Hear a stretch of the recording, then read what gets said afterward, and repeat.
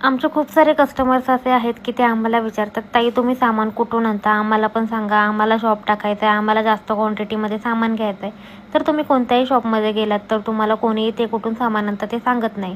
कारण ते एक सप्लायर शोधण्याच्या नादात त्याने खूप सारा त्यांचं नुकसानसुद्धा झालेलं असतं. कारण जेव्हा सुरुवातीला त्यांना सप्लायर्स भेटतात ते प्रत्येक सप्लायर चांगले असतात असे नाही. काहींचे त्यांना रेट जास्त भेटतात तर काहींची क्वालिटी चांगली भेटत नाही. एक चांगल्या क्वालिटीचा सप्लायर भेटायला खूप म्हणजे खूपच मेहनत घ्यायला लागते, कारण तेवढं फिरावं लागतं, शोधावं लागतं. आणि तुम्ही एका मिनिटात येऊन विचारता की तुम्ही कुठून आणता ते सांगा.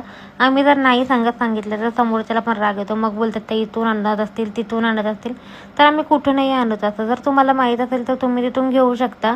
कारण बऱ्याच जणींना राग येतो की या नाही सांगत, यांना आम्ही एवढी हेल्प करतो, एवढे त्यांना फॉलो करतो, पण प्रत्येक गोष्टही सांगता येत नाही. आमच्या स्टुडंटला आम्ही होलसेल मार्केटचे ॲड्रेस हे देतो, कारण पुढे त्यांना याच्यामध्येच बिझनेस करायचा असतो.